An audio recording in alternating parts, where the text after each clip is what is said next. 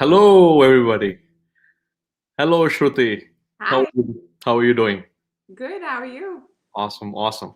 So this is the first show that we're doing, and this is a signature show where we will be interviewing clinicians and hearing about your stories.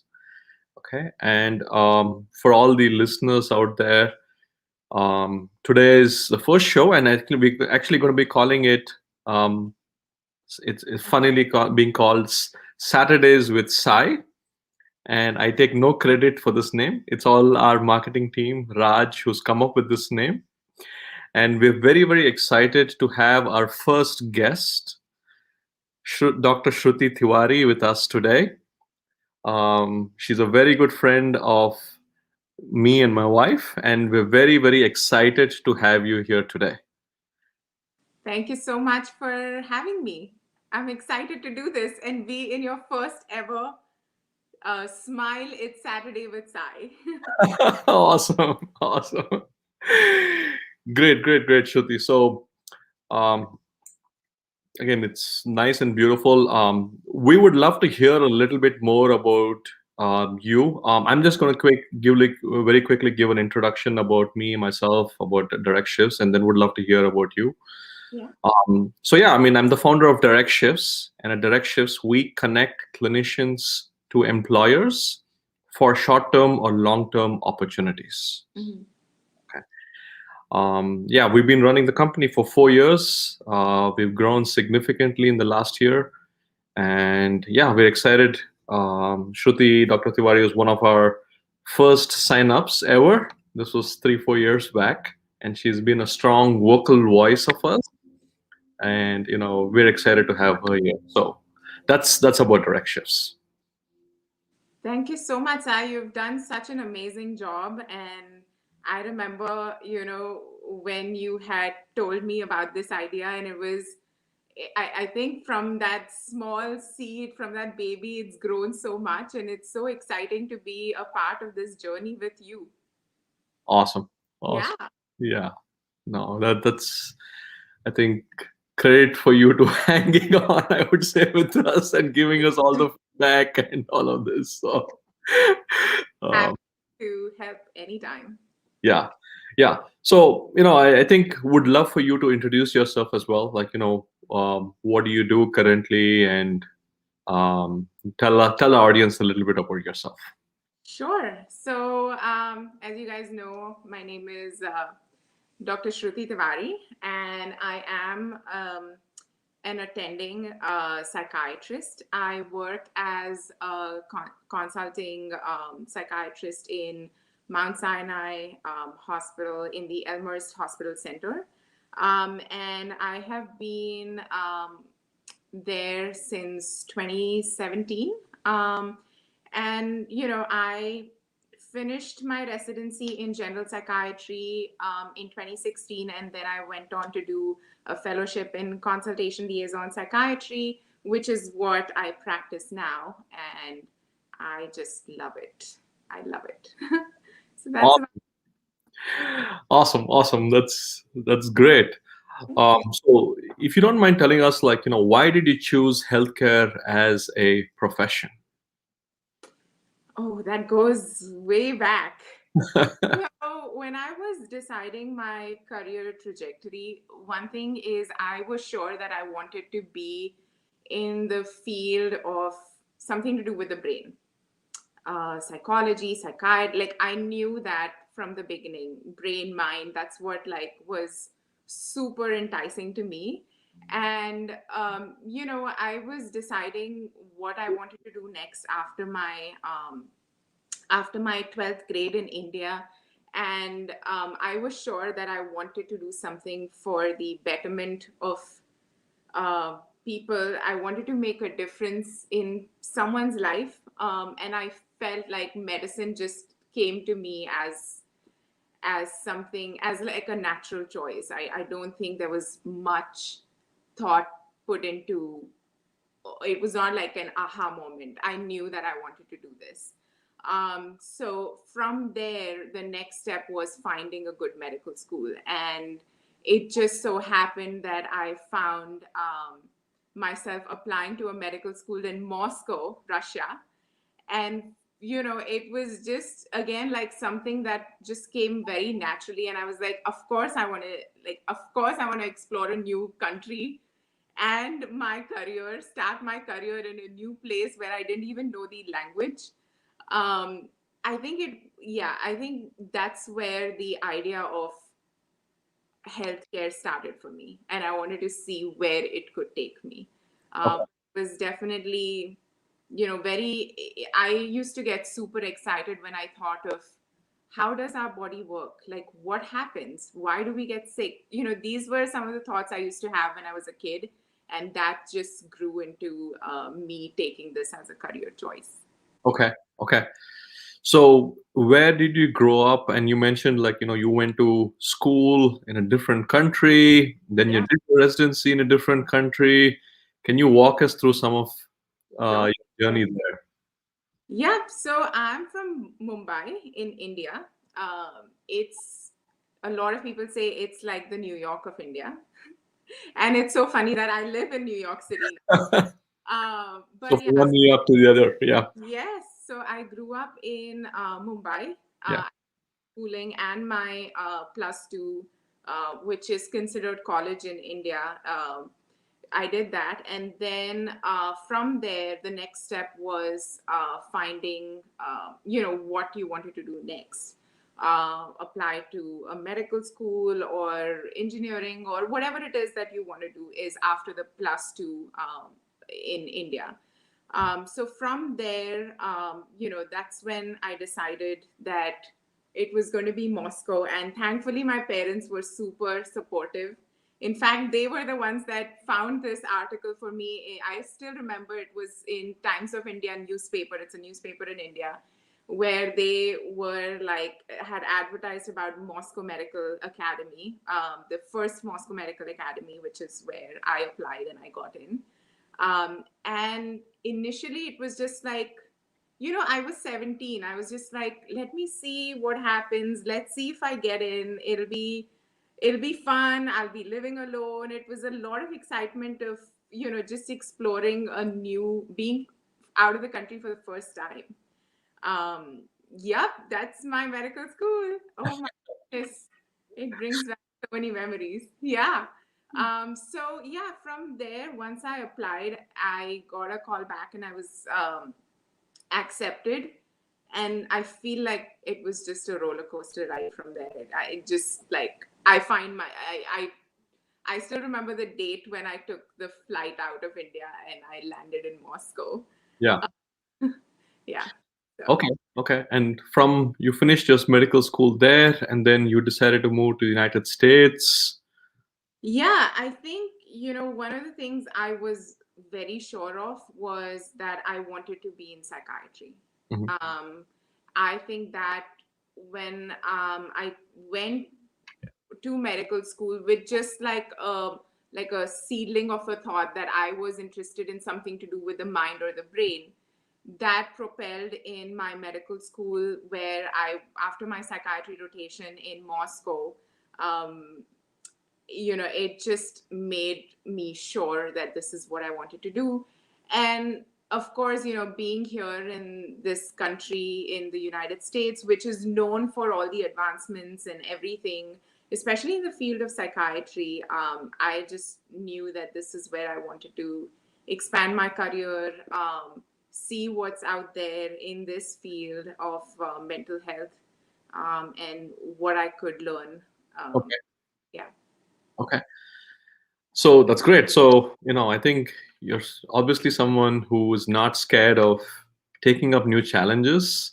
You went from one country to the other when you were 17 years old, completely different country, didn't speak the language, picked up the language, did your medical school there, went to a different country to finish your residency. So you're moving, obviously continents, countries. But if you look back in your career, what is, the one thing you wish you would have known before you began your career? uh, the funny thing is, I wish someone would have told me. It would be like such like a struggle, so this field, the medical field, is not for the faint of the heart, I have to say. um but I mean, I'm just joking. I think one of the things that someone would have told me would be that, to set my expectations correctly. I think that is one thing that I wish someone would have told me, that there are a lot of things that we think about when we are 17 and naive, and but I feel like, every step of the way, this field has prepared me more, and made me more aware of what the reality is of the situation in the medical field. Yes, you want to help everyone, and you want to, do everything for everyone. And considering the reality might be somewhat different, I think that's important to know. Okay. Okay. Great. Great. Great. Great. Yeah. I mean, if is this some, like, let us say you're looking at, somebody who is 17 right now and is thinking about going to medical school. Mm-hmm. What advice would you give them? I would say, just, if you're considering this and if you are passionate about it, just go for it. It's a long and hard path, but at the end, it's worth it. You will. I wake up enjoying going to work. I I don't have Monday blues. Okay. Yeah, so if you are passionate, if you know what you want to do, just go for it and don't look back. Okay. Okay. And That's you great. you will find your way. That's great. That's great. Obviously, we can see how you passionate you are about your job and how you go about it, not having Monday blues. So that's great. That's great. Um, so along this journey, and you mentioned, like it is sometimes there are some times when it is can be challenging. Mhm. What are some good resources that you think have helped you go through your career as you walk through it? Okay.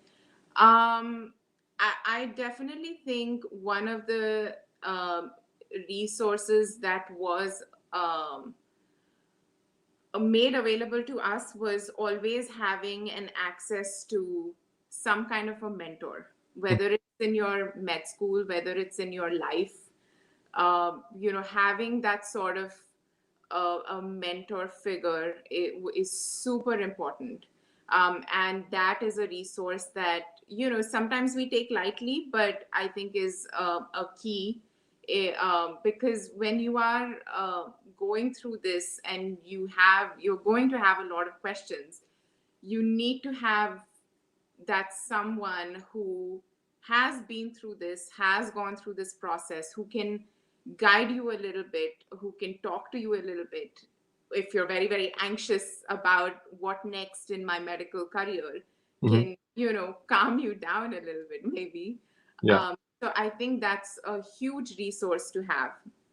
I think also, like, now we are in the age of internet where everything is readily available to us, so we can just like Google things and find out. And doing your own research is super important. Um, Along the way, whether it is about your career trajectory that you want to take, and what the future holds in that, or if it is about which medical school to pick, where to go from there, what the next step should be. I really think that this field is so broad that there is a space for everyone. Okay. You don't have to be you don't necessarily have to be a very conventional thinker if you're not that kind of a person. There is space for everyone here. Okay. Okay. Great. Great. And if along with these resources, and you mentioned, like, one of them being a mentors, um, if you could identify maybe, 2 or 3 people who have been most influential in your personal or professional life that you would like to share. Oh, wow. 2 or 3 people. One is your wife, obviously, you know that. She's been Dr. Nandini Yadav. We went to medical school together. She's been a rock through and through, and we've stuck together all through these years.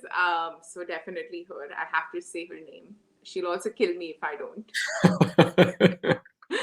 I think I have to say my professor, a few of my professors from Moscow. Okay. They were especially like one of them who was an internal medicine professor, Dr. Gulyaev, Mhm. from Moscow. And then I have to say the mentors that I found here in through my residency that have helped me. Just figuring out my own path.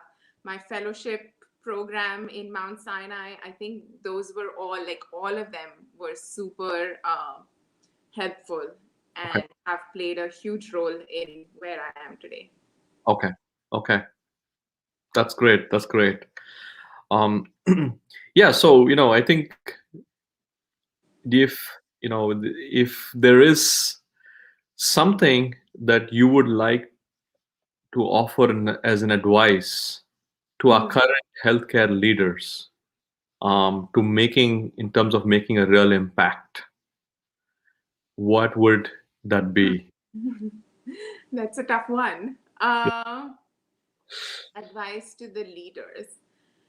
I think one of the advice I would definitely say to anyone who is in a leader position is that listen to your employees.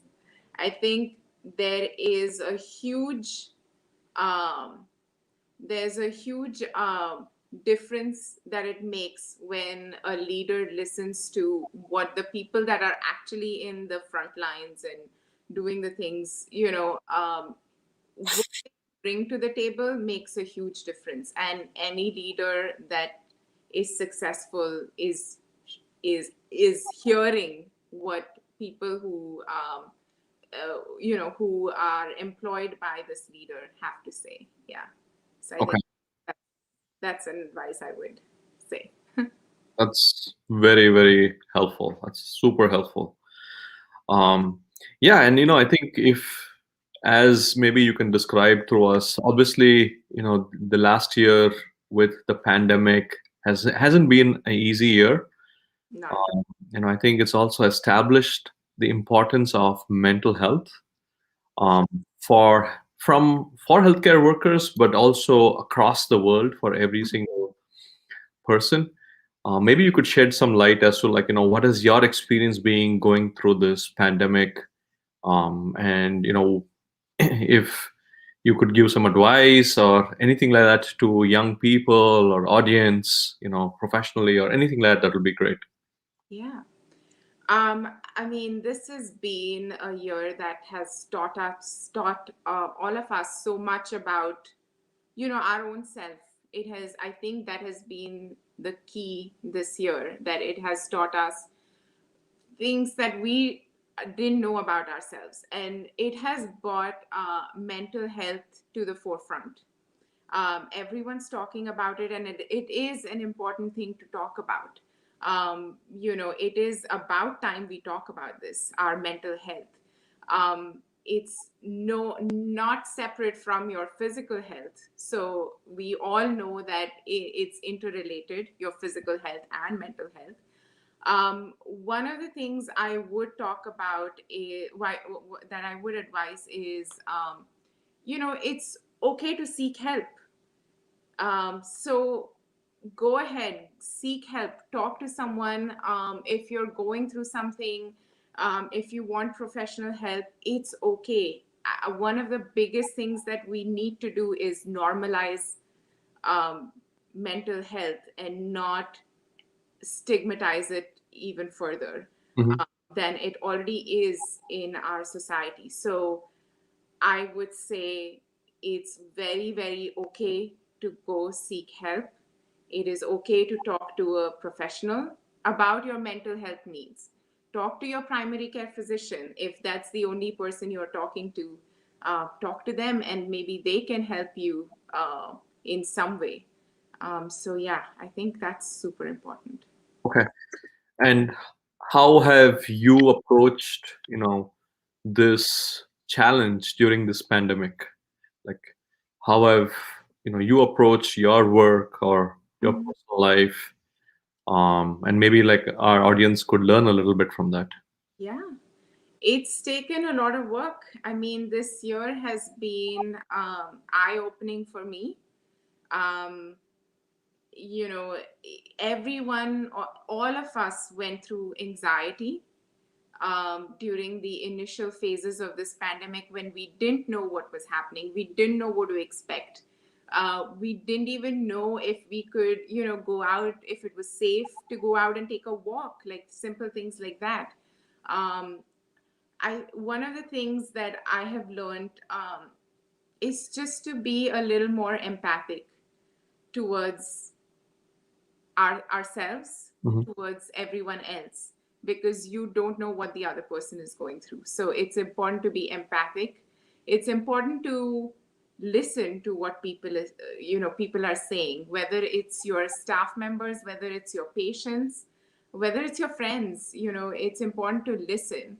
I myself have gotten into meditation, yoga, whatever I needed to do to stay calm during this period. Going for therapy, I think that is needed. I did that. Mhm. I am doing that. So these are important things that we should be focusing on, and we need to, uh, keep this in the forefront. Awesome. So you're not just talking the talk, but you're also walking the walk. It's All right. definitely is. Yeah, that's great. And thanks for sharing that. That's something all of us need to learn. Um, yeah, and in terms of a career choice, a lot of people are trying to navigate various scenarios of their personal life or professional life. Mm-hmm. Any advice that you would like to give in terms of finding an opportunity, or how do you look, or anything else that you might want them to take into consideration while finding a good opportunity? Um, so like, it depends on where you are in your career path. I think the first step would be in medical school, because that is when you decide where do you want to go next. And my process was what excites me. That's where I uh, lean towards. I think that is just, it's a personal journey for everyone. So each of everyone's going to have a different process to get to that position.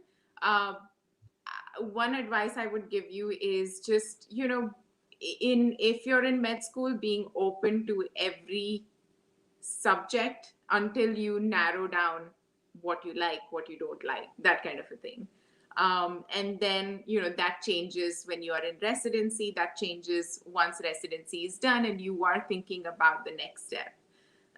But mostly the way I lead is I just go by what excites me the Mhm. most. Yeah. Okay. Okay. Speaking of which, and I think I might know this answer, but what would you do with your career if it wasn't for being a physician? Okay, you know the answer. Um, so I'm also a dancer, and I think if not in healthcare, I think that would have been my career choice. Okay. Okay. Um, yeah. Yeah. For all of for anybody who doesn't know, she's an amazing dancer, and she would probably do as well or even better if Oh not my. being a physician. Yeah. Okay. And yeah, so has it helped you being having something else outside of being, in healthcare, having something else to do?